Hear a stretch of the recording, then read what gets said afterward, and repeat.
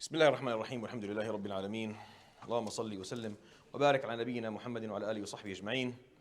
So today, inshallah, we'll continue with the public speaking series that we started a couple of weeks ago. And again, for those who are interested in actually registering, I think Abu Muhammad, Khalid Sultan, and Abu Amr, Muhammad Jamil also will be able to register them. For the theory part, everyone's welcome to, inshallah, listen. But for the practical aspect of this, we probably need to have numbers so I can do it properly. So last time we started talking about the theory. And I divided the series for you between theory and practice. We're going to kind of do a couple of sessions where I explain how to do public speaking, aspects of it that are focused on delivery, like today, aspects that will be focused on content and being able to put together material, what material is important, what isn't. And then we'll talk about Jum'ah specifics, because really what I've kind of catered this to is to Jum'ah. I think it's probably the most powerful tool that we have as an ummah that we are underutilizing. And then we'll have practical sessions where we'll really kind of put all that into practice, and we'll have small groups, and we'll improvise, and we'll try things, and we'll get everyone to kind of break through their shells and kind of just let themselves go and make mistakes and get feedback and learn to kind of refine it and fix it and become better, inshallah, at it. And it's a great skill for everyone to have, that's for sure. So today we're going to continue with delivery.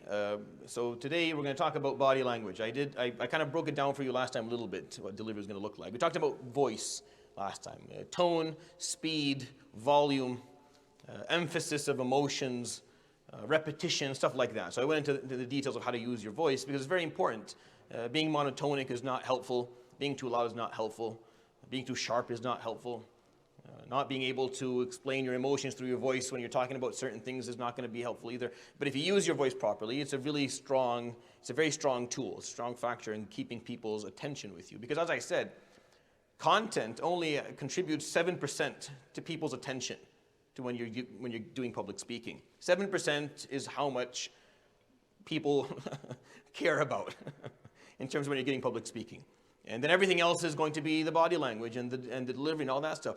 I think that content deserves time to be studied and looked at because it's obviously extremely important. But when it comes to actually the art of public speaking, this art, content is overrated. People listen to any clown who knows how to do these tricks, really. Which is a problem because you'll run into scholars in your life. I've run into scholars in my life. Ulama, truly ulama, wallahi, that no one will ever listen to. And they have stuff online, and no one will ever listen to these things. I guarantee it. If I tie you down to a chair and force you, you will not go for more than 5 minutes before you want. They're not good public speakers. But what they're saying is extremely important, is of a level of depth that needs to be heard, it needs to be respected, but it lacks the basic tools of how this is going to be done, so it's hard to get people to actually benefit from it, which is sad, because it's our obligation as Muslims to actually do better, regarding what we have. So we'll talk about body language. When we talk about hands, facial expressions, eyes, and postures, these are the 4 aspects of body language that is important. Now, if you remember from the numbers I gave you last time, 7%, 35%, 60-something%, over 60-something% is based on body language, meaning people will be attentive, will be interested. 60% of that will come from your body language. And then 30-something% will be the usage of your voice, how you're going to vocalize. And then 7% is for content. So really, this is the most important part of this whole series. Body language, and next time we talk a little bit more about it, is going to be this. So this is something that we have to practice. We have to do this together. You can learn it theoretically. You can hear all the stuff I'm going to tell you. But you have to stand up and try. And you have to be clumsy the first couple of times. And you have to fail a few times in order for this to actually work. But it is extremely important. So we'll start with hands. You need to use them. You can't stand like this and speak. Unless you have artificial limbs, this shouldn't be the way you look when you're giving a public speech. Your arms can't be stuck here. You have to move them. Again, not all movement is correct. They have to be moved properly, but you need to use your hands. Your hands are important. The funny aspect about this, or the funny part of all this, is that if you were to study how khutab Jum'ah or Jum'ah khutbahs were done historically, you'll find that Arabs specifically, and this is a cultural specific thing, Al-Arab did not like their khatib to do something shawbara. They don't like that. They didn't like the khatib to be moving their arms a lot. That's why khutaba, public speakers in the day, what did they use? They would have something they would put their hands on. It was a sword. It's not because they want to go into war.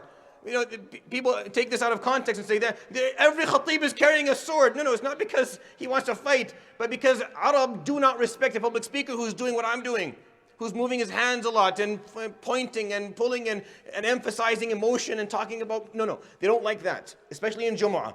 So it was the tradition was that you would have to hold on to something. So sometimes you'd have a minbar, you would have like a pole or something, you put your hand on it, and sometimes you would be carrying a stick, and sometimes it would be a sword. It doesn't really matter, but that's how Arab did it. That's why Jumu'ah is very difficult. If you want to do it properly, if you really want to do it the way he did it, alayhi salatu wasalam, you're going to have to learn to do a good khutbah standing like this the whole time.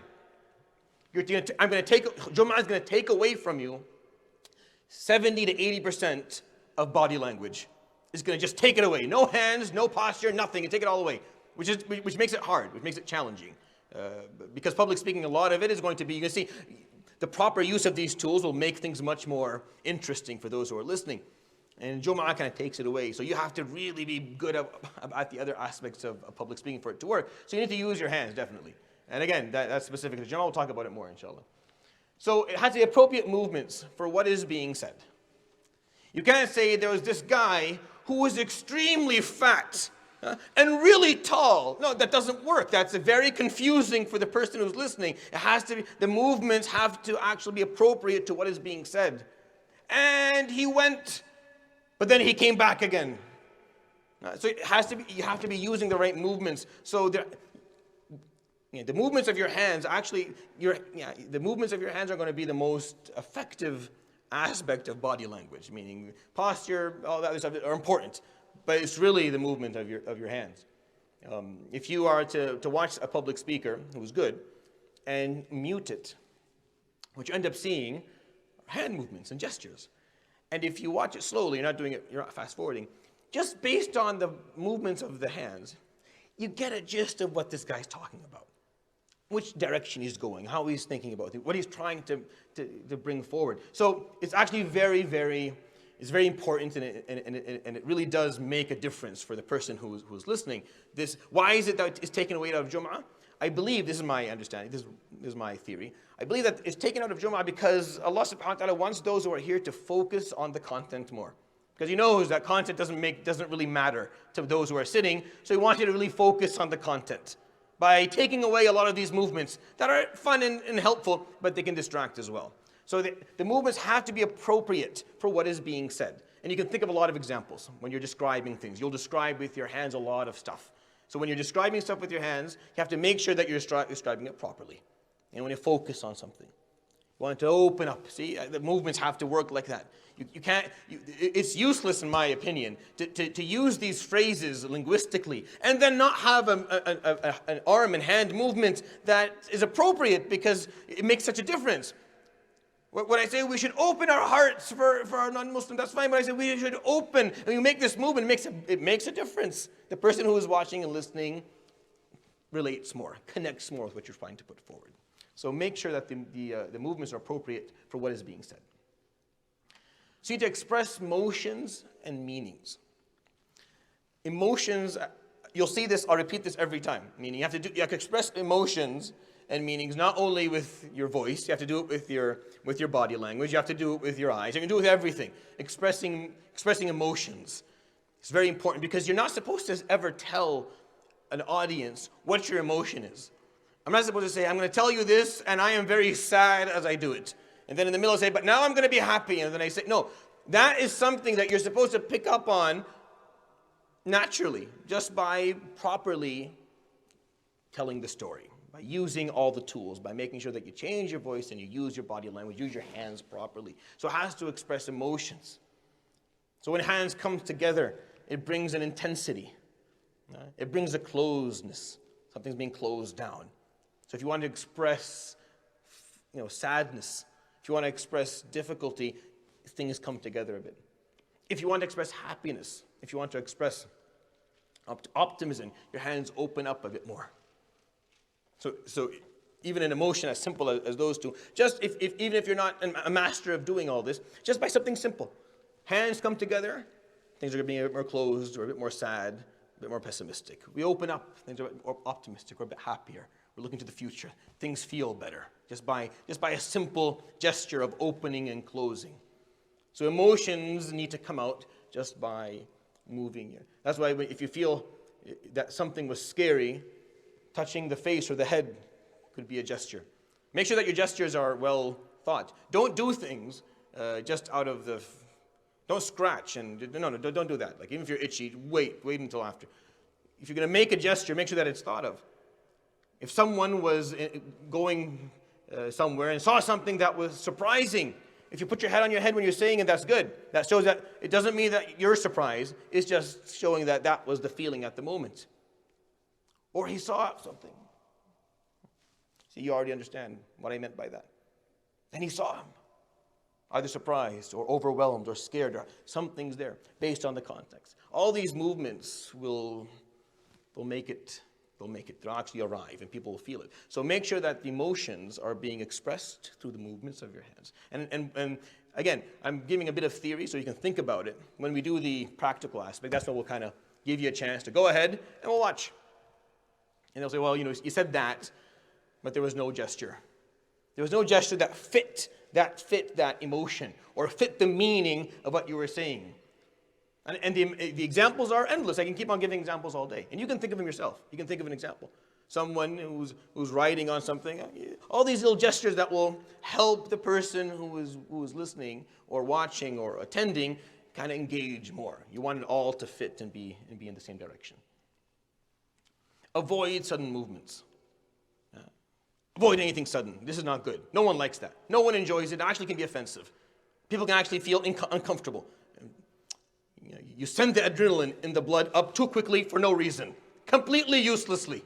There's no reason at all. He's sitting there, he's calm, and then you make a gesture and now he feels, I don't need this. I have enough of this at home. I didn't come here to feel like I'm sitting with my children. It's not. So sudden movements are one of the few gestures that really don't have a good time. Really, like almost every gesture is appropriate somehow, depending on what the context is. Every gesture can be used. Sudden movements are one of those few gestures that really don't have a good time. I can't really think of a scenario where a sudden movement is helpful, ever. Just avoid them. Even if the story that you have has a sudden movement. Even if the story that you're telling has someone who did something suddenly, avoid a sudden gesture. Maybe a sudden vocalization to replace it. Maybe that. Maybe a sudden facial expression. But a sudden hand gesture, never helpful. I've never seen it work. That's my experience. I've never seen it work before. It's actually very different. It can be sometimes, I used to have a sheikh, to go to his khutbah. He used to give a khutbah for an hour. And he would give a disclaimer before the khutbah. Before he would say, this khutbah here is an hour. So if you're here for the 15-minute express khutbah, Jami' Sheikh Abu Fulan is just over there. It's 5-minute walk, go there. He gives 15 minutes. You stay here, it's an hour. He'd get on the minbar, and then he would give a khutbah, and if someone seemed to be distracted, there were no phones, alhamdulillah, back then. I don't know how he would have dealt with having mobile phones. But there were no phones. Just if an old man, wallahi, if an old guy fell asleep, he would bang on the minbar. He would bang on the actual wood and call him out. Abu Fulan, you can go sleep at home if you want to sleep. Here we're going to be good. And he would hit, and it was the only part of his khutbah that I didn't enjoy. Not that he would call out the old guys. I loved that part. It's when he did that sudden movement where he hit the minbar really quickly or hit something. It puts you at a moment of that fight and flight and fright. You don't want that. You don't want that in public speaking. You want people to be calm. You want them to be engaged. You want them to build their own emotions. You don't want to force something. Sudden movements forces emotions on people. You don't want to do that. Avoid tics or mannerisms. Avoid speaking like this, like you're some windshield wiper. Avoid movements that are the same. You just keep on saying the same movements again and again. You don't want to do that. You will have a couple of stuff that you do repetitively, but you don't want to be the same movement. Same movement, just same movement. And because if anyone ever mutes your khutbah and fast forwards, it just looks like a guy who's just doing like this for 15 minutes straight. So you don't want mannerisms or tics. Even we talked about mannerisms or tics, vocal tics, like saying or fimt alay or yani or whatever. You don't want to use those. You want to stay away from vocal tics as much as possible. Make sure that you're always saying what you want to say. If you're unsure, be comfortable with silence. We talked about that last time. No problem. Silence is good. Use it for your advantage. Pauses are awesome. People can hear themselves. But hand movement tics are there as well. We don't want to be robotic. You don't want this. You don't want something called taw'ama. You don't want where both hands are moving in the same direction, doing the same thing. Every movement is the same. You want each hand to move on its own. Meaning you want to be natural. You just want to allow your normal gestures come forward. Anything that seems to be systematic, anything that seems to be too synchronized doesn't seem natural. People don't like it. So watch out for tics or mannerisms with your hand movements. They can be very, very detrimental to what you do. Funny aspect about this. When I was young, really, really young, when I first listened to someone teaching how to do public speaking, they actually told them to do this. They would actually tell them, you should go like this during your khutbah, or go like this. Give them like movements to do. And these poor people would actually do it. They would learn it, and they would grow up, and their public speak was always the same hand gesture that made no sense, that didn't emphasize any emotion, did not explain a meaning, was not helpful, and made it seem very robotic. And it's not something that people enjoy. You watch it, and it can get very annoying. Minimize finger pointing. This, not good. Not good. This is not good. I do this every once in a while and always regret it because you can't help it. But don't point. Use your full hand. As the narration that we have, ما كان صلى الله عليه وسلم يشير بإصبعه وإنما كان يشير بيده بكفه. Like he would point it with his full hand, never with his finger. Finger is too much of a singling out. It singles out people too much. You try it. Point at someone and speak to them, even if it's just me doing this as a joke. I don't know the brother, but I keep on pointing at him for more than a couple of seconds. He's going to feel uncomfortable, even if he knows this is just for the practice, for the sake of showing us wrong. It feels like very invasive. You're invading someone's space. You're making them feel that somehow they did something wrong, or that they're not here for that. They don't want that. They're not here to engage with you, and they're not here to be pointed out or talked to. So be very careful with the finger pointing. You will do it. I can guarantee if you're Arab, you will 100% do this. You can't help it, but try not to. Try to keep your hand open, not your finger. Try to keep your hand. And we'll give examples of how that can also translate into content, because you don't want to say the word you a lot. You want to say us or me. Kind of take it upon yourself. Don't accuse people of stuff. But we'll talk about that, inshallah, with content. So minimize finger pointing to the best of your ability. All right, so that's kind of the gestures part. And talk about facial expressions. Again, a very important part of your body language is being able to use your facial expressions. This is, I think, a part of body language that is underestimated and underutilized. And people don't understand how important it is. Yes, I still believe, and this is not my personal take on it. This is actually what scholars of public speaking say, that the hand gestures are probably the most important of all. If you know how to do them, you know how to use them, then you're going to be fine, inshallah, as a public speaker. But facial expressions they talk about, and they always refer to it as something that is not being used properly, and it can be. So let's talk about a few aspects of facial expressions. Your face has to be well lit. Not by the nur of your qiyam, which inshallah that's what you'll have. But what I mean by is that make sure there's a light that lights your face so that people can see your face. You don't want to be standing in a place where it's dark and other people say, that's very, and I've seen that happen. It's happened to me a couple of times, and it's very difficult. You need to figure out a way and we'll talk about that inshallah next time. So make sure that your face is well lit so that people can actually see your facial expressions properly. And they have good visibility of what's going on. You'll be surprised. Well, this is not an issue of surprise, really. If you're interested to look into how children are able, when they see the faces of their mothers, to know almost immediately, just by looking at their face, whether they're happy, sad, upset, even at a very young age. The smallest details of change in a face tells you exactly. We as human beings, we learn this from a very young age, but then we're taught to not trust our instincts. So we stop. We dull that skill off. We dull it off a little bit. We dull it off also by when we look at someone and say, "You don't look well today." And they, "No, I'm fine, right?" So you're like, "Oh, I must be wrong." So now you're not trusting your own instinct, even though the first time you looked at their face, like there's something wrong. And there's no change in color. There's just something wrong. You don't know. You feel it. And it's not because it's not this mystic thing. No, there's small details and facial expressions that we are actually programmed as human beings to pick up with our own eyes and translates to feelings and emotions that this person looks in distress. So don't ever distrust your instinct and your gut. If you look at someone and they don't look like they're doing well, 99% of the time they're not doing well. And actually a lot of things get missed and a lot of problems occur and a lot of suffering continues because of people who don't trust their guts on the way they, again, that's a kind of a sidetracking, but I think it's important to understand that you really do have within you a pre-programmed system that allows you to identify people's facial expressions and understand their emotions from it, especially those who you know well.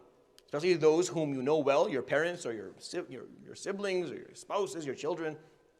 So if you look at their faces and an emotion comes to mind, go with it. If you look at your kid, your teenager, and you think they're lying, they're lying. 100% they're lying. They can stand there and tell you that they're not for as long as they want. If you look at them and feel they're lying, they're lying. It's just instinct. And you can go by it. As a father, you can use my argument. This is a very sophisticated argument I just gave you right now. You can totally use this. Say, "I am programmed as your father." But to know when you are not feeling well and when you are in distress or you're lying and right now there's something wrong. And we're going to stand here until this is fixed and figured out. Because it's stuff like that when let go that just keep on piling up and never get fixed. Anyways. So make sure your face is well lit. No obscuring obstacles. So no masks. Never. If you're told you need to give a public speech with a mask, say "Assalamu alaikum" and leave. Do not do it. Don't have a microphone up here in the face. There shouldn't be a microphone. You ever seen those old where they have like 16 microphones and you can no, none of that. Nothing should be obscuring the view of the audience to your face. That's why the Prophet ﷺ was given a mimbar. That's why. Because at a certain point, imagine, subhanAllah, that there were so many people sitting, listening to him and watching him, that the people at the end could no longer see his face properly. That's how many people would come. So they needed to build something where he could stand up a bit higher so they could see his face, sallallahu alayhi wa sallam. They had to see his face. Of course, his face, alayhi sallam, is barakah and nur on its own. But the concept is still the same. That seeing the public speaker's face is very important. So make sure that there's nothing obscuring your vision. This here is a problem. See, this little thing here, it bothers me. It may not bother you, it bothers me a lot. This little camera, I hate speaking to a camera because it's an obstacle. It's not a person. Over the last couple of months, I've been forced to learn to speak to a camera. Cameras are very boring people. They do not respond to anything you say. They have no feedback. They have no facial expressions themselves. They show no emotion to what you say. So they're not very helpful as an audience. And right now with this thing here, it feels very abnormal because it's obscuring my view of at least one or two brothers, which is wrong. It shouldn't be the case. So we're actually teaching this, but there's mistakes being made, and you'll see a lot of that. Meaning I'll be telling you to do something, but I'm not doing it myself, so don't judge me. But that's how things work. No, I don't think you can ever be a perfect public speaker, but you can aspire to be similar to him, alayhi salatu wasalam, because that's definitely what he was. Smile. Make sure you smile. Make sure that you smile, no matter how daunting and difficult and, heartbreaking the topic you're talking about is. Make sure at some point you remember to smile. At the beginning, at the end, do it. Do it even if just once, because that is the way the audience knows that you are human. That's how people who are sitting here figure out, oh, he's human. Because if you don't smile, you feel that something's wrong.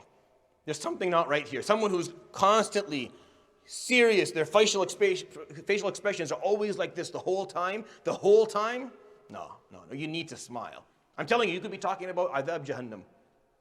You have to find a moment during the talk to smile, even if you just pause and smile. If you can't think of, if you have nothing, if you have no material that allows you to smile, then pause and just smile for a second, pause again and continue.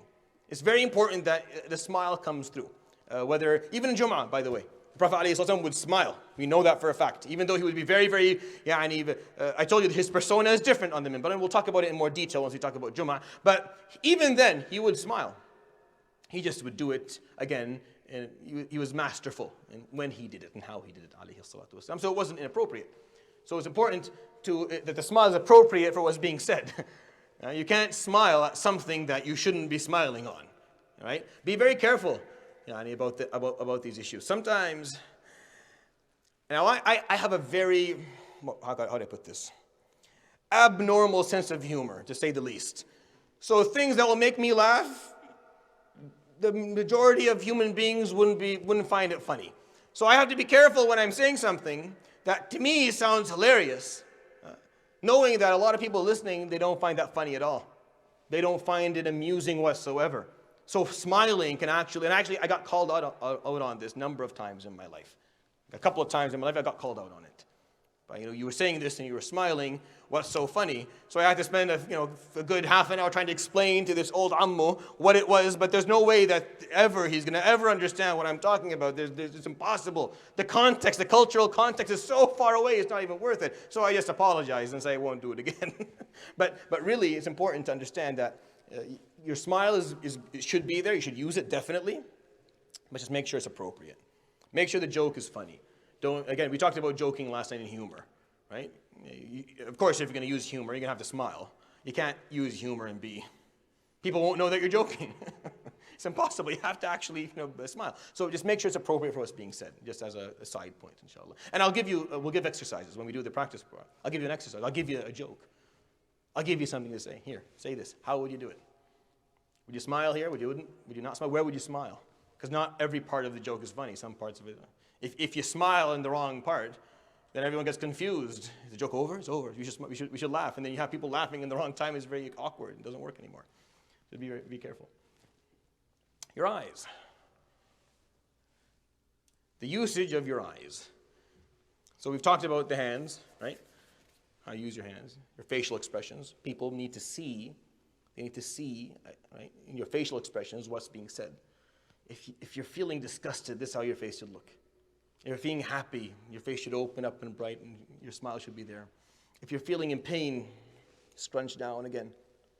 If you're feeling sad, then, to be honest, it's hard to act, unless you're an actor, unless you've been trained somewhere. I've never been trained, so I don't know. It's hard to act. These things have to come by genuinely sometimes. But what I'm trying to get you to do is to pay attention, to not block it.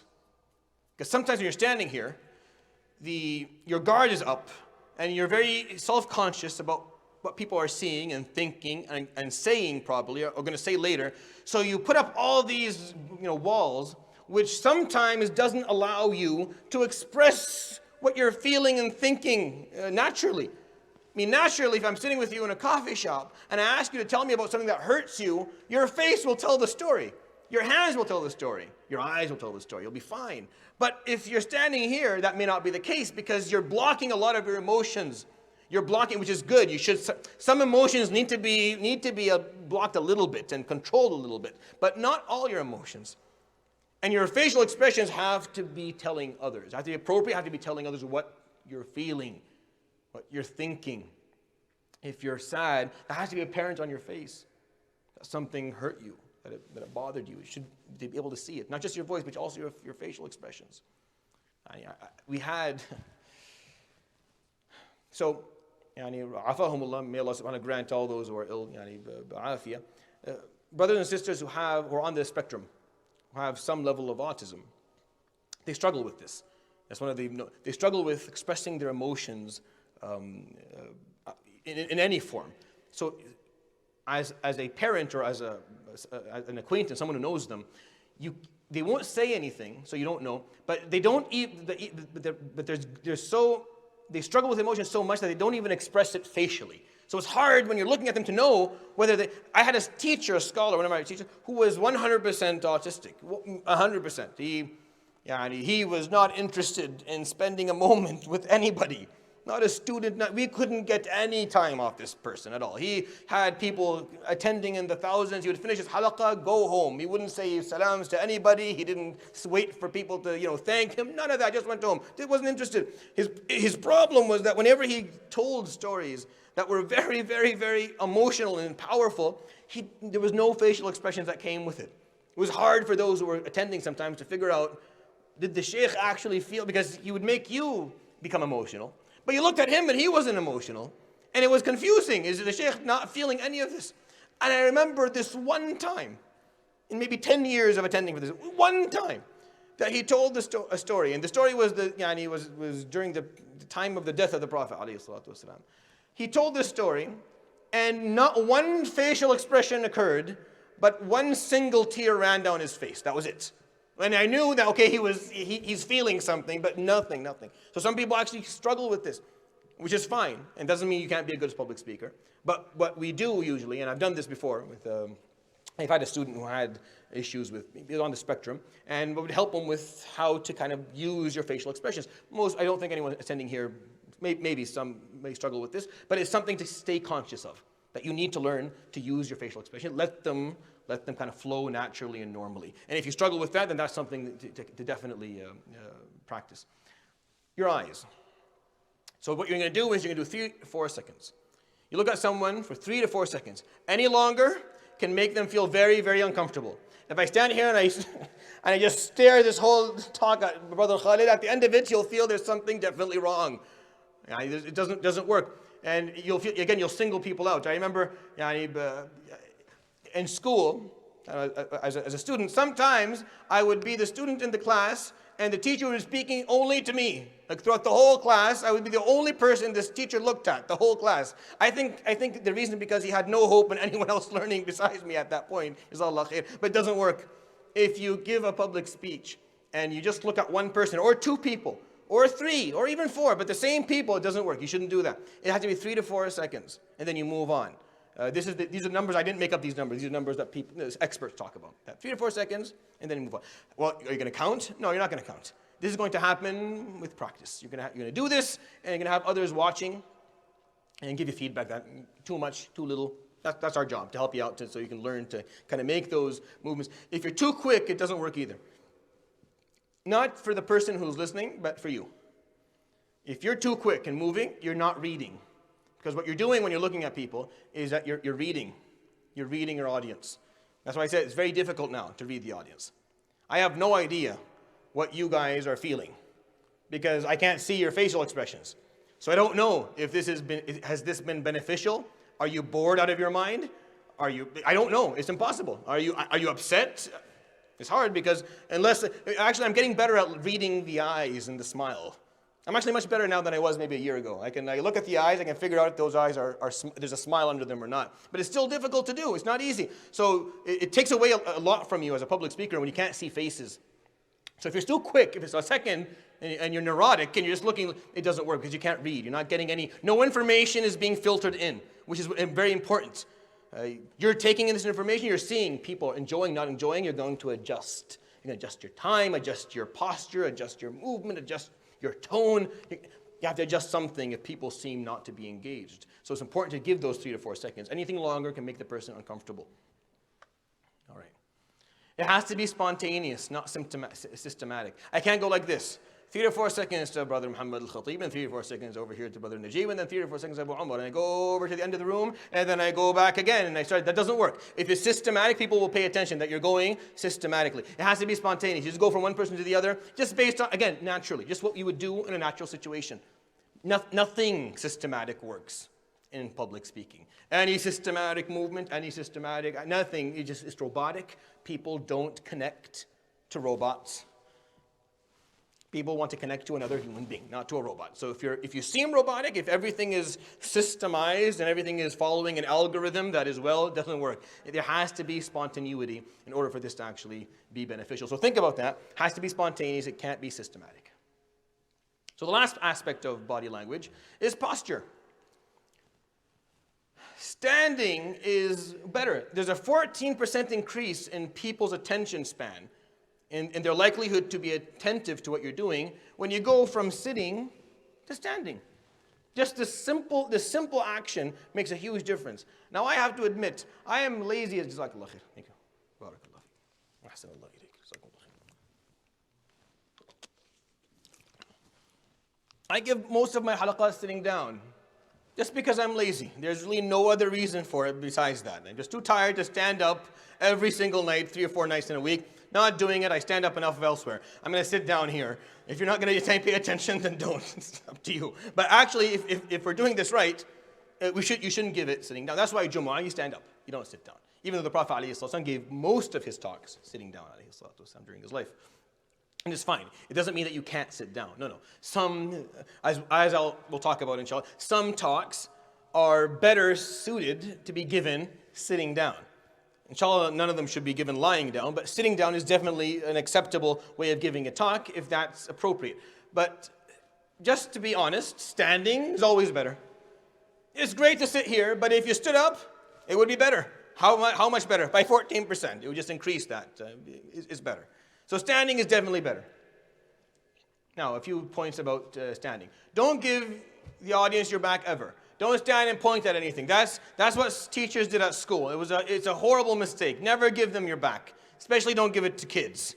You give your kids your back and you're done. I mean, that's never do that. It's just not a wise thing to do. Don't give the audience your back. They're not here to look at your back, and it actually disconnects. You're building a connection this whole time. You're talking, and they're getting connected. And then you turn your back, and it's like you're disconnecting the internet. It's like you took out the Wi-Fi for a few seconds. Now, the face is not there. The eyes aren't there. The facial, nothing's there anymore. They're just seeing this. It doesn't help. Don't even stand sideways is what I was taught. Don't even stand like this when you speak to people. You don't pace back and forth with your side to them. Unless, of course, it's purposeful. Again, something that is purposeful is different. Like if you turn your back, and that's a part of your story. Meaning, again, body language. If you're saying, and then this person came, and he turned, and the Prophet ﷺ turned his back to him for a moment, that's fine. That's fine, because that is explained. But in general, don't turn your back for any other reason. Not to fix your hair, not to look at something, just always stay the sadr and the face to it. The Prophet ﷺ never actually, if you study his movements, he would never really move his neck a full 90 degrees to look at something. He wouldn't look like this. If he wanted to look at something, he would move, his whole torso would move. He would look like this. Not that he couldn't move his neck, but he wouldn't move it 90%. Like he wouldn't go a full 90 degrees. He would go maybe a little bit, but not the full 90. Besides prayer, even then, there was a movement that the Malikiya specifically will teach you. There's a movement with the shoulder that comes with that. Anyways, so don't give the audience your side. Stand straight. Don't stand... I'll tell you this story. So I think I told this story before. So the first khutbah I ever gave was in I think my first year of university. It was during the summer. We have to go to military camps for summer. A month every year. It was horrible. So you had to go to these things. They wouldn't let you pray. You were not allowed to actually pray in the Syrian army. So some context for it. You're not allowed. If you do, you go to jail. So we would go and go for a full month. But because we were all students, things were a bit more lenient for us. To a certain extent, not really, but to a certain extent, a bit more lenient with us because we're all, medical students. So we're doctors and, whatever that means. So that would make it. So the first Friday that came along, we're like, you can hear the adhan from all the surrounding area that we're in. We're going to pray Jumu'ah today, not going to pray Jumu'ah today. So my friend Khalid al-Shabani, he's down in Detroit, in Wayne State. He's an ICU physician there now. So he and I were in a tent together. So I'm like, let's go. It seems everyone's walking that way. He's like, yeah, we're going to go there. It seems like there's going to be a quick Jumu'ah there. Let's go. So we walk over there. We get there. The moment we get there, we see like 50, almost 100 people. Others are great. There's going to be a Jumu'ah. Apparently someone's going to give a khutbah. And Khalid, Allah yajzil khair, he comes and he shoves me up front and he makes adhan. And I'm standing there, and apparently they had agreed that I was going to be giving the khutbah. He's making adhan. He's standing there, and I'm standing there in front of people, and everyone's ready for their Jumu'ah. And I have nothing. I've prepared nothing. I'm not even ready. I've never given a Jumu'ah. I had done public speaking before, not a Jumu'ah. So I stood there, and I had to come up like on the spot with maybe I have no idea what I talked about. I have no recollection of anything I said. But what I do remember regarding posture is that I couldn't stand straight. I was so nervous that my left leg was making a tapping sound like this. And it was audible, meaning people could hear it. For some reason, I don't know what was under me, but it was making a sound. And I moved a few steps to see maybe if the sound wouldn't come out anymore, but it kept on coming out. And it was very embarrassing because he's making a adhan and I'm sounding like a rabbit here, just pounding the. So I looked for the pole like that in the area that I'm standing in. Can't remember what they call them anymore. Those. It's just an open. It just has a concrete. Roof and a concrete flooring, and then just a couple of beamers, and that's it. There's no walls. I don't know. They have a name in Arabic. I can't remember what they are anymore. So I went and I found the beamer and I stood on it and I put my hand on it and I kind of leaned. So I gave the khutbah at a 45 degrees like this, just to get my left leg off the ground so it stopped, because it was still shaking. It was still pounding the ground. And I gave a khutbah. They would come up to me and say, why bil-mail, ya Sheikh? Why are you giving the khutbah bil-mail? Why crooked? Why not straight? So, but it was a necessity at the moment. So you're supposed to stand straight. Don't stand awkwardly. None of this stuff. None of this crossing your legs or no. Just stand. No crazy movements. No, don't stretch. You're not giving a fitness class. Just stand straight and face that's all you need to do. It's very simple. This is a very simple aspect of public speaking. Just stand straight, face people. Don't give them your side. Don't give them your back, unless of course it's for a purpose. And just don't be awkward in the way you stand. If standing's better, well, moving's better. Now, I'm not moving because Abdurrahman is not going to catch it. I'm going to end up outside of the camera and it's going to look ridiculous. But moving is better. You're gonna have to do something now. So you can't be just walking back and forth. Walking back and forth is completely useless. This here doesn't work at all. People do this, and you can sometimes see it. It's not helpful. You shouldn't be walking. Walking back and forth, quickly or slowly. Walking is not good, but moving is. What's the best way to do it? They call it step, half step. That's what they say. You take a step, and then a half step. Full step, and then a half step. Just kind of move from one place to the other slowly. Just small movements. Again, sudden movements aren't helpful. So if you're pacing, that qualifies to a certain extent as sudden movement. And it kind of makes everyone feel distracted. And the person that you were close to now feels you're far away. That change makes them feel uncomfortable. And the person I was far away from, now I'm close to them, now they're feeling what's going to happen. He's going to call me out, he's going to speak to me, he's going to ask me to move, am I in the right place? So they start asking all these questions. It makes everyone feel very uncomfortable when you're moving too much. Again, working the crowd we'll talk about, and it's important. But watch out in terms of how you move. Moving is better, definitely, if you're moving around. Again, another thing that's taken away during Jum'ah. Can't do that. You can't be walking around. Unless you have a mimbar that is big enough to kind of walk around. But in general, you shouldn't be walking around. So moving is better, but it's hard to do it. So step, half step. Khutwa nisf khutwa bisammuha. You take a step, and then half a step. Then maybe another half step. So you minimize the amount of movement, but you stay moving. You keep on kind of coming a bit closer here, but you stay within a radius that is acceptable. Of course, unless you're doing theater. Again, if this is acting or stand-up comedy or it's different. Different types of performances have different laws and rules in terms of how the performance is going to be given. The public speaking that I'm referring to is mostly either educational, motivational, Islamic, informational, something like that. And all these laws are the same, so just kind of keep it step, half step, nothing more than that. Don't hold your own hand like it's broken. This doesn't look good. So don't hold hands. Don't go like this. If you're going to stand, your posture shouldn't be like this. As if someone hit you on your left arm and you're in pain and you need someone to put a cast on it. Just don't hold your hand like it's broken. They call it actually, it has a syndrome, the broken hand syndrome in Arabic, where you're holding your hand. Don't do that. So your posture, you're standing straight, you're facing, that's all good. So and you're moving around. But then what you do, if you don't want to be using your hands, then just let them lie normally. You don't need to do something. You will feel the need to. I know I do, especially in Jum'ah. You feel the need to put them, and that's fine. I think this is fine. I think if you're doing, if you're reciting a part of the Quran, or maybe, but I still think it's not helpful. I still don't think it looks good. Just think about it. This here, or just standing normally. This is way better. If you need to just stand the natural way you're supposed to stand, don't hold anything. It's just better. Again, you're supposed to be using your hand gestures. If your hands are just lying there, you're holding it, then that means you're not using this part, which is a very powerful tool as we explained. All right, I have some tips. This may relate to you a lot, it may not.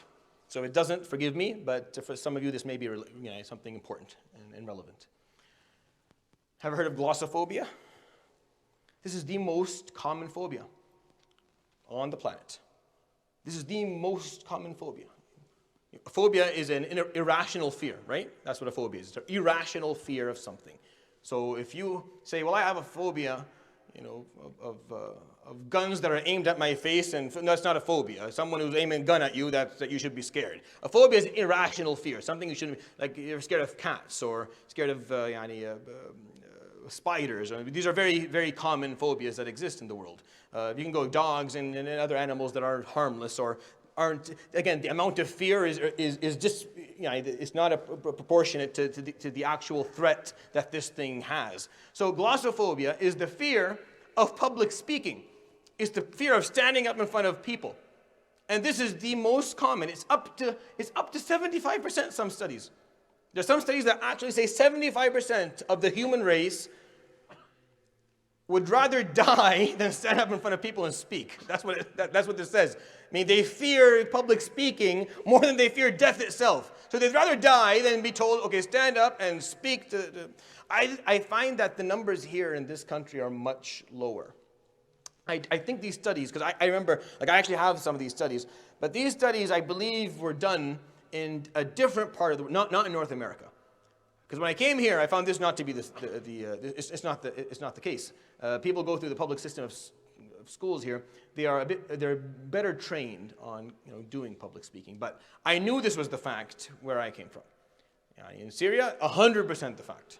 100%. They would rather die than you push them forward and have them say something in front of anybody, or present themselves, or just say a word. It's very difficult. They find it very difficult. So this was I've done this before with youth back there, and it really did help them. I could see how this affected their lives. So I thought it was an important thing to do. I don't think this aspect is as strong here, but I think it's still there. And I think it's normal for you to say, well, I feel very, very nervous and scared before. That's fine. You are actually normal. If you told me, if you're like 14 and you tell me, I have no fear of giving public speaking anywhere, then I will have you see a psychiatrist because you're probably a sociopath, because that's not normal. For you to have no fear, you should feel a bit nervous, a bit scared, a bit unsure about yourself if you're going to come and speak in front of a lot of people. That's normal, that's natural. So it's one of the most common phobias, if not the most common of all. Again, maybe I think these studies need to be done on a larger scale to kind of figure out, is there a difference? I believe there's a difference between North America and Europe and probably a lot of the other parts of the world that don't have proper teaching systems, where you just sit there for 12 years straight and you're barked at by some guy.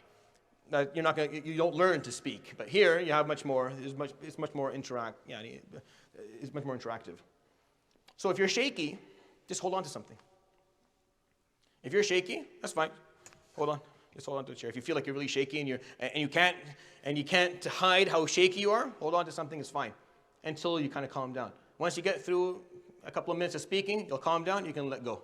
But if you're shaky, just hold on to anything. That's what I did. Held on to the beam. It's fine. But I didn't get better. But still, you need to hold on to something if you feel very shaky. That's fine. And this will happen, by the way. You're sweaty? Fine. Sweat as much as you want. Just soak it in, because it doesn't matter. As long as it's not becoming apparent on you, if you're not like staining, then you should be fine. Sweating doesn't matter. It's just it's a natural part of feeling a bit nervous and standing in front of people. So if you're feeling sweaty, don't pay attention to that. Don't waste time thinking about it. Don't worry about it. Just let it just sweat. It's covered and it's hidden. Doesn't matter. You can go home and have a shower. You'll be fine. Just be careful. We'll talk about that a bit later. Be careful what you wear. Don't wear something that can become apparent. If the smallest amount of sweat or change, be smart about how you dress, baggy like me. So you don't know how fat I am right now. I'm very fat, but this is a very good camouflage for it. So just be smart in what you dress so that it actually begins. And we'll talk about that inshallah more. But when it comes to sweating, it's fine. Just soak it up. Eye contact. Now, if you find difficult to give eye contact, I told you 2 or 3 seconds and move on. Right? If that's hard, I'll tell you this trick. I did this for like four years. So you look at the last person in the room. I'm over there, last person. So look at him, and then I look maybe half a meter above his head, right? And then I do the same thing, 2 to 3 seconds in each place, and I move around. Now, right now, you don't know that I'm not looking at anybody, that I'm just looking at the wall. You think that I'm looking at people, but really I'm not. I'm just staring at the wall, and that's fine. So if you feel nervous and you look at someone and you feel that, no, I don't want to look at that person, and you're like, well, sometimes, if you go through this the way I did, you'll start giving public speeches in very small groups. I started with maybe 4 or 5 people, sometimes 3. Sometimes you're standing in front of these 3 people, and they don't like you, and you don't like them. And this is just how life is, right? So they don't want to look at you, and you don't really want to look at them either. So what you do is so what you do is you use what I just said. Just look above their heads. I remember I used to do this, and one of them came to me later and said, you know what, every time you do this khutbah, you make me feel like there's some dude behind me attending, and there's no one, I'm the last person here. I'm like, yeah, that's exactly why I do it, because I don't want to look at you, and you don't want to look at me either. It's awkward for whatever reason. So it's very simple. Just look above the last head, just a little bit. Not too high, not like this, where people know that you're insane. Just look a little bit above the last head in the room, and then just do what you were doing before, in terms of looking at 2 to 3 seconds and moving around until you calm down. Once you calm, but what happens here is that you're losing, as I talked about, you're losing that connection. This 2 to 3 seconds that you're spending looking at someone and then looking back at you, you're building a connection. That connection is important. It's very important. That's why you're looking. You're reading, they're reading you, there's facial expressions. If you're not doing that, you're losing on the ability to read your audience. But look, if you're very nervous at some point, fine, look above. Do that for a bit until you feel comfortable. Look down. And then you start to see people. You look at them, and they'll run away. They'll look away. You look at them again, they'll look away. So you know something's wrong. This person here doesn't like it, not enjoying it, something offended them, something. You don't have to fix it, but now you know. You have something to later on build on your feedback. There was something that wasn't. This is how it's a very self-regulatory system in terms of how you do public speaking. You pick up on things on your own. You don't need people to come and tell you everything. You can figure out, yeah, that person didn't enjoy it. How you know? I know. He wasn't enjoying it. Facial expressions, eye contact, none of it worked. So that wasn't helpful for them. So you try to figure out, okay, why? What can I do next time to fix that? So it doesn't happen again. So I can actually offer them something. This is a service. You're doing this is a service. This is all it is. You're here to serve. You're giving a speech. You're trying to help others. If it's not helpful, you need to either sit down or modify it so it becomes helpful. Very simple. So you have to learn to read and take feedback. So if you're nervous, look up, look above a little bit, go back and forth until you feel comfortable, and then start making some eye contact. And then you start reading and figure things out. All right. If you're nervous, this is my routine. You invocate, come up with your own dhikr. Not giving you mine. Come up with your own. Have your own little adhkar, tasbihat, surah, something that you do. Read them, and then close your eyes. Take a deep breath, then smile.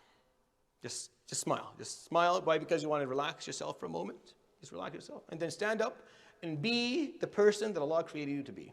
And if you're a horrible person, then just be that. I don't know. That's whatever.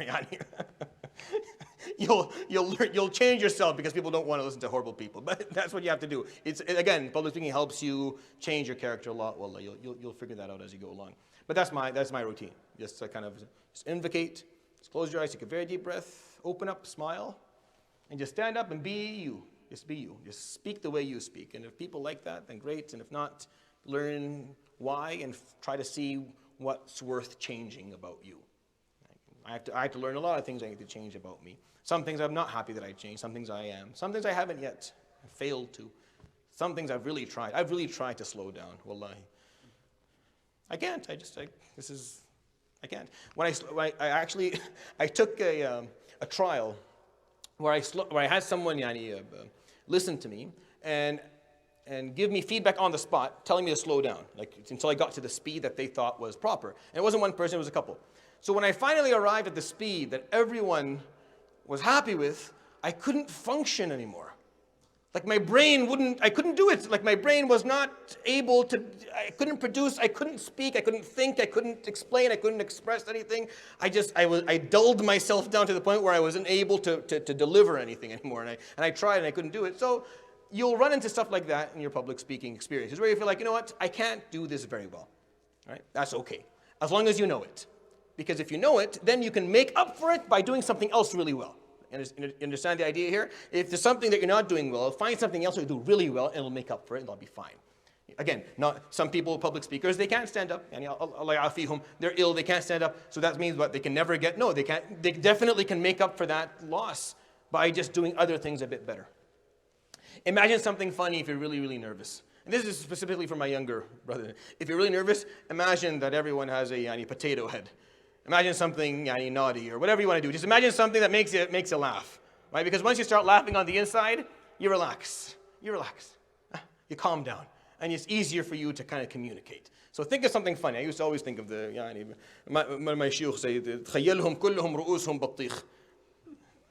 You just imagine they're all watermelon heads, and then you'll find it hilarious, and you'll stand up there for a moment, and you'll be smiling. Again, don't smile in the midst of something that is very serious, but it just helps you relax. Again, if you're not nervous, then you don't need any of this. But I'm just saying if that's something that you struggle with, is fine. Last point would be don't review right before. If you're nervous, don't go and say, I forgot. No, just leave it alone. Whatever you have, and give it. Just whatever you have, just give it. I think that for the first 6 years of doing this, I would deliver less than 25% of what I had prepared. I think that's what made me quit, because I always had so much material in such little time. At the beginning, you would go with like 100%, and then I would forget immediately 75% of it. Gone. I'm stuck with a few ideas, and that's all I got yet left. That's fine. Deliver them. Deliver the little that you have. That's fine. Don't feel like, oh, I forgot that one point, and I was going to say this. And it's okay. This is going to happen. This is always going to happen. It's just always going to happen. Make sure you're empty before any public speaking endeavor. Make sure you have went to the bathroom. It's very important. Anytime you're standing in front of people for any reason, whether it's salah or khutbah or public speaking, go to the bathroom first. Just trust me on that one. You want to go to the bathroom. If you stand up and you speak and you need to go to the bathroom, it really doesn't. You'll definitely have much more body language, that's for sure, but I'm not sure it'll be the appropriate type of body language. And that's the end of it for me. What we'll do, inshallah, for the next, we're gonna close this down. I'm actually not working the next couple of Mondays, subhanAllah, but I don't know if we should continue or maybe give it like a 2-week break. Let them upload these videos. I know there's a couple of people who are hoping to join this, inshallah. And I'm happy for as many people to join. I just need a number so that when we do the practices, I have proper groups. It's really that planning part that's a bit difficult and takes time. The theory is open. Anyone can really attend. It's not a problem. So I think there's a bunch of people who want to attend the practical part. So what we'll do is we'll stop maybe for 2 weeks, Christmas and New Year's. We'll have them upload all these videos. And then we'll resume after that. I'm hoping that maybe after that we're coming closer to the point where we know whether, inshallah, the masajid will reopen again soon, or whether we're going to be stuck, closed for a couple of weeks or months after that, which I hope is not the case. Wallahi, make dua for this. Wallahi, it's very depressing, this idea of closing yet again. But that's my plan for now. That next Monday, the Monday after, we'll be off. The Monday after, inshallah, if we're still locked down and no one can come to the masjid, then I'll do this. ولا حول ولا قوة إلا بالله. I'll do it virtually. I'll talk to Abdul Rahman here in his camera, and we'll deliver it, and it will be put online. You can, again, the theory, you don't necessarily need to be here. Again, public speaking, if you understood, now you understand why though, right?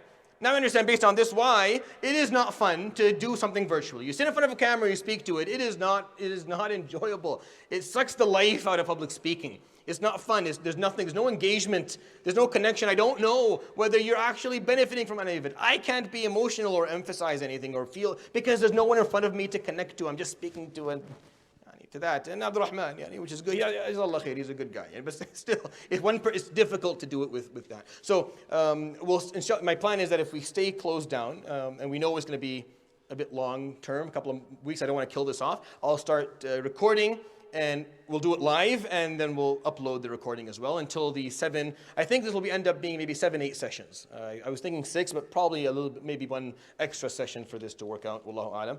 And then once we're done, if we're still in lockdown, we'll just wait until the lockdown goes, because the actual practical part we need to be in physical space so that we can actually see. Again, you need to see facial expressions. There has to be that kind of naturality of existence within a public speaking setting, inshallah. So that's the plan. Yes. So is there any practices that we can do between? Well, I'll tell you this. What my teacher used to tell me is kind of Sheikh Yasin, or Hafidhullah, he's Allah, very old. I'm not sure. I haven't spoken to him in years. He was telling me, "Ukhtub lishajar." Give your khutbah to trees. Give your khutbah to walls. Anything. Just go speak to things. Speak. Just stand and speak as you would speak to a group of people. Look at something that's alive and speak to it. So he used to tell me, go to your trees. If there's no one to speak to, stand. I've given halaqat in the masjid to no one. It didn't happen many times, but I've done it at least 3 times in my life. Where I entered, I was supposed to give a halaqah, and no one came. And I sat and I gave the halaqah, and no one was there. I remember that one of those 3 times, one of the Khadim al-Masjid, the person who, Hussam his name, he came in and he saw me giving the halaqah, so he walked out, and he walked back in again, and he looked in there, he's like, what are you doing? You're alone. Look, my plan today is that after Isha, I'm giving this halaqah. Whether people come or not, I'm still going to give the halaqah because I prepared for it and I want to give it. Yani. So he actually is not looking at that. I said, okay, well, I'll listen to it then if you're going to do it. So my advice to you is just practice. You have to hear yourself. You have to speak. Hear yourself speak. It's going to be very awkward because you're going to make a lot of mistakes. You're not going to like the way you speak at the beginning. You're going to hear yourself say, that sounds horrible. I don't want to say that again. Good. Don't say it again. Say it differently next time. So if you don't do it, you can never identify that you didn't like the way you said something or what you were saying. Even if you do it with a khutbah to a tree, I guarantee you, the moment you say, I'm going to give a khutbah, you'll get nervous and you'll start to make mistakes. Even though if you were saying the things you were going to say naturally, you'd be fine. Again, what we're trying to do here, and I'm trying to take you, when I'm sitting with you, one-on-one chatting, I want to take that and put it here. I want to take you when you're doing that, just talking naturally, explaining, expressing, come and do it here. But that transition is a little bit difficult because you sitting there, the hormone levels and all the other blood sugar levels and everything else, and your blood pressure, and that's all one way. And when you're standing here, that all changes. So it takes time to kind of make that transition. Some of you will have an issue with expressing emotions. I have to kind of peel all the filters that life has stuck on you so you can actually express yourself. And some of you are over-expressing. You're going to express too much, and you have to kind of bring it down a little bit, Habibi, because that's too much. People won't like that. So you have to figure out that perfect balance. So my advice would be just practice giving talks. Actually, with this lockdown, do it at home for Jummah. Do it yourself. Put your family together. Give them a khutbah Jummah. Next week, sit down, have your son give it. To be honest, you can have one of the ladies in the house do it. In the house, it doesn't matter. The regulations and rulings are much more flexible when it comes to doing it at home. Have your daughter do it. Have one of the shabab, pray imam the Jummah, but let them give it. It's fine. Use this difficult time to do that. Instead of Jummah, you could attend online, but really do it in your house with your family. Give it yourself, even as a father. If you can do a good khutbah Jummah as a father to your kids, then you're fine. You don't need me. If you can get your kids to listen to you, I can't get my kids to listen to me. I can't get, Ahmed will not listen. No, it's not impossible. Impossible that he'll sit down and listen to me ever. It's just how life works. So try that, and I think you'll find that to be beneficial. Allahu A'lam. Any other, yes? Does all the material that you taught, does it apply when teaching on Zoom or explaining to people? Pretty much. Anything. This all applies. Again, I kind of pointed out to you the things that don't apply. Theater, stand-up comedy, performances that are theatrical or musical or stuff like that. No, they have different rules apply, and you can look into these rules, they're interesting. But everything else have similar laws, and what I'm telling you here are very generic stuff. I'm just giving you very general thoughts to think, things just topics or concepts to think about that apply everywhere, but they apply with certain disclaimers or certain regulations. You have to be, the context is important. You have to really know, and we'll talk about that inshallah a bit more. The next time I give this, I'll kind of dive into that a little bit more. Okay? سبحانك اللهم وبحمدك اشهد ان لا اله الا انت استغفرك واتوب اليك وصلى الله وسلم وبارك على نبينا محمد وعلى اله وصحبه اجمعين جزاكم الله خير وبارك الله فيكم ويعطيكم العافيه السلام عليكم ورحمه الله تعالى وبركاته